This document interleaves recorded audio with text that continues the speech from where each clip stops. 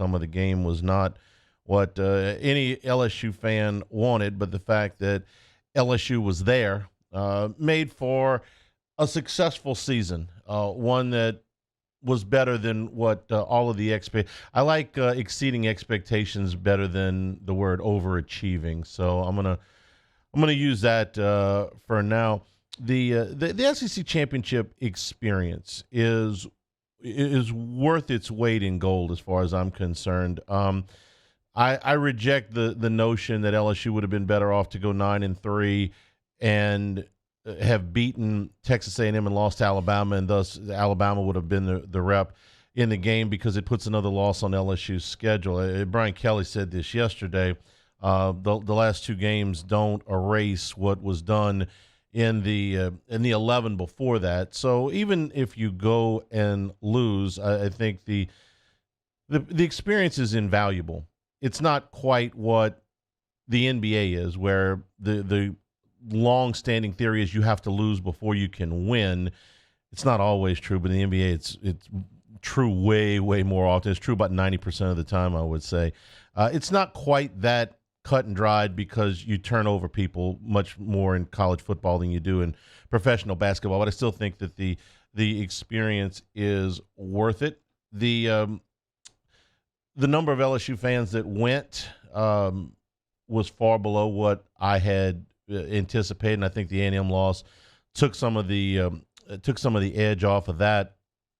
I've been to every one of them that LSU's been to, and this was by far the lowest fan participation that LSU has had. The stadium was 10-1 in red, but be that as it may, it was still, for the players that'll be coming back, I think something that they can build on.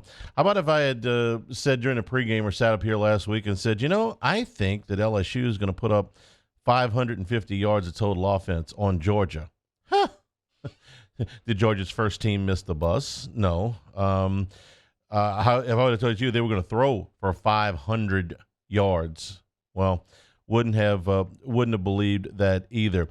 So the fact that they got half 100 put up on them. Do like the 2-point conversions for that nice round number, Kirby. That was nice of you. But this was a result that was not unexpected. Georgia was a heavy favorite. They should have been. They were the better team. They should have won. I get all of that.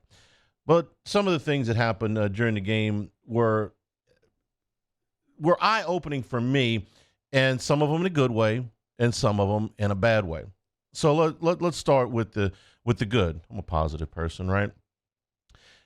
You got in this game, in my opinion, a glimpse of what the LSU offense might have been had things turned out a little bit differently, and you certainly got an idea of why Brian Kelly. In my head, I'm watching him in the Tennessee game, basically barking at Jaden Daniels, "Throw the football."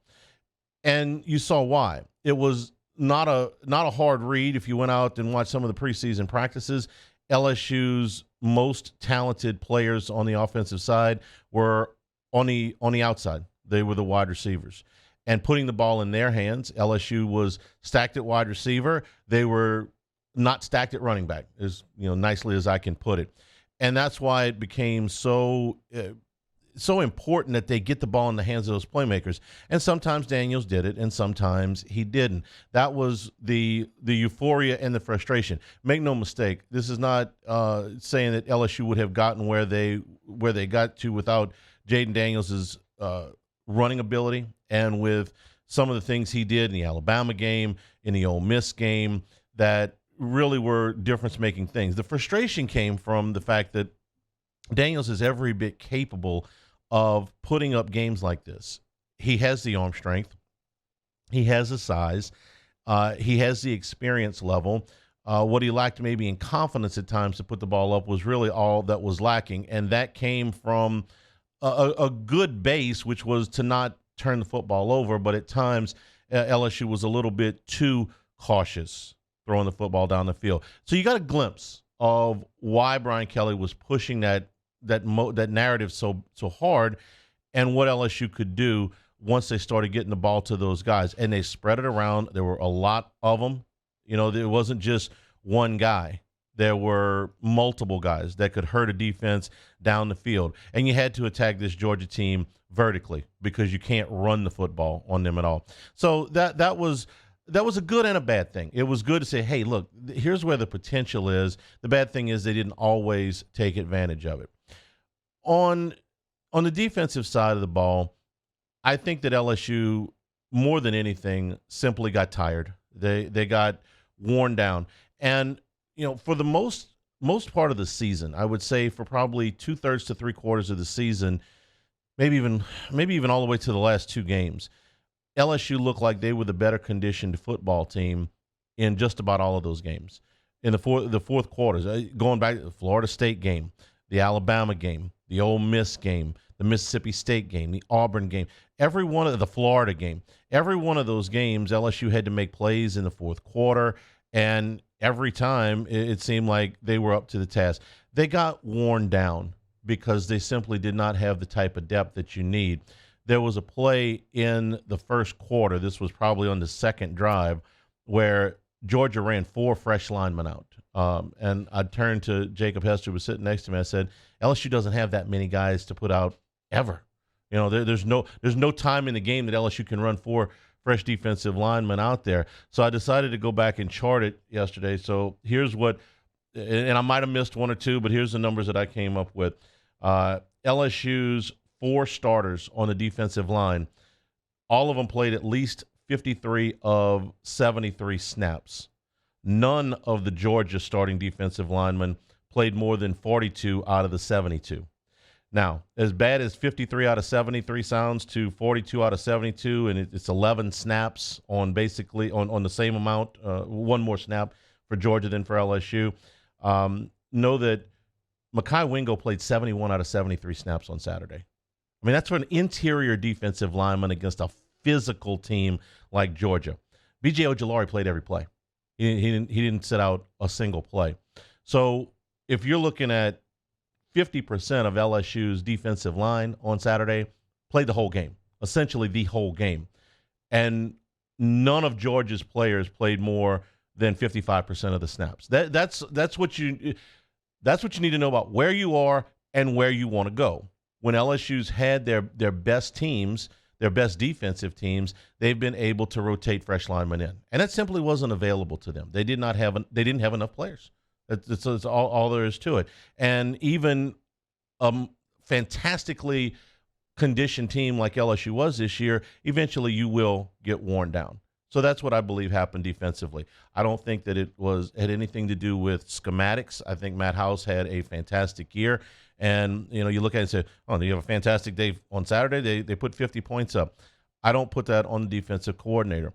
There were a number of plays that were made in the secondary where LSU was in position to make a play and simply the Georgia player made the play. I mean, LSU doesn't have anybody really that can guard Brock Bowers. That play they run down by the goal line, you run that properly with that guy, it's like Miyagi's karate kick. There's no defense to it. You don't have a dude that can go cover that dude. So some of this stuff I think is going to be fixed with an influx of more talent, another year in the program for some guys that didn't play this year. You take a guy like Savion Jones, who I think is going to be a major contributor for them next year, or Quincy Wiggins, who I think is going to be a major contributor this year, and those guys didn't play a whole lot. Certainly Mason Smith, getting him back. You're going to have more dudes coming. But right now, you got the most out of the dudes that you have there. So that's why I'm optimistic about offensively what they can do. I would open up the quarterback position in the spring and say, listen, we are going to throw the ball down the field come hell or high water, so who wants it? And defensively, I think once you have an influx of more people, you will have a better rotations. You'll be more physical. You'll be fresher. And I think you'll improve there too. Now, that's offense and the defense. The special teams, wow. My mother told me, can't say anything nice. Don't say anything at all. So I guess I could go to break, but I got to finish up. I got to finish the segment here. nicely as I can put it, the special teams were a disaster in game 1, they were a disaster in game 13, and they were a disaster in every game in between. They never got better. You can call it personnel, you can call it coaching, you can call it whatever you want to say. They were bad, and they never got any better. I can point to one play the entire season that I thought had a real positive impact on an LSU game in special teams. Ramos's field goal at Florida. That was a 47-yard field goal. That's a long kick. The game was on the line, and it put the game away. It extinguished any hope that Florida had to come back because it made it a 2-score game, and that's it. Not to say that Bramblett didn't have a reasonable year punting the football. He wasn't bad. He wasn't great, but he wasn't bad. But those game-changing plays, a long punt return, a long kickoff return, a blocked kick, never happened for LSU. Not once. And all of the little things that you expect with special teams. Listen, you have special teams plays, you're going to have blocking it back. You're going to have holding penalties. You're going to have some things called back. I mean, the one punt that they did break was called back for an illegal block. But so that's kind of the cost of doing business with special teams. But you never got the big game-changing play, the game-altering play in LSU's favor. You had plenty of them go against you. And, to not know the rule is one thing, all 11. To have everybody just basically matriculate off the field, and there were a lot of Georgia players didn't know the rule either, okay? Don't make any mistake. They're looking around like, hey, can we pick this up? Oh, okay. And they did. LSU's nowhere to be seen. Brian Kelly called it inexcusable, and I will agree. That's the perfect word for it. So maybe the depth issues were relevant on special teams as well. I know that they were, but you can't be that bad. You simply cannot be that bad. You can't have that many games altered. You lost the Florida State game because you didn't get an extra point. You didn't have your extra point protection squared away, so you can't get to overtime. I believe that the momentum was carrying with LSU at that point. I believe they would have won that game. We'll never know. I'm not going to say you lost this Georgia game because they picked up the field goal and ran it back, but I was in the stadium, and LSU very much felt like through those first 2 drives that, hey, we can play with these guys. They had picked up 6 first downs, and Georgia had gone 3 and out on their one drive. They put themselves in position to take a lead. Even if he misses the field goal and it's 0-0, you still feel, okay, hey, we've had a good first quarter here. And all of so much of the air went out of LSU when that came in. Even when Boutte broke the run, on the catch to tie the game, it still felt like LSU was chasing points. And it was in my head the whole way. Hey, this game is 7 to 10 points more lopsided than what it would be. So I don't know if they lost the game. I'm not saying that they lost the game. If he makes the kick and it's 3-0, Georgia probably still wins. If he misses the kick and it's 0-0, Georgia probably still wins. But at that point, it was such a gut punch that I don't know that LSU ever felt as comfortable in that game after the kick. And there were others. The Tennessee game had to be coached differently because they were one possession behind from the very opening kickoff. Brian Kelly said it himself. I felt like I needed to gain another possession. That's why he's going for it on 4th down when he probably, at least the 3rd time, shouldn't have gone for it on 4th down. Why? Because they were behind from jump. Do whatever it is you need to do. Reassign, change, whatever it is you got to do. You can't be that bad on special teams again. Not for 13 weeks. 13 weeks worth of bad means either you didn't have enough personnel, which I don't believe to be the case, or you didn't coach it right. You had to show some improvement in any facet. You weren't a great punting team. You weren't a great kickoff team. Let me back this up with numbers, okay? LSU had 41 punt return yards for the year. In 13 games, 41 punt return yards.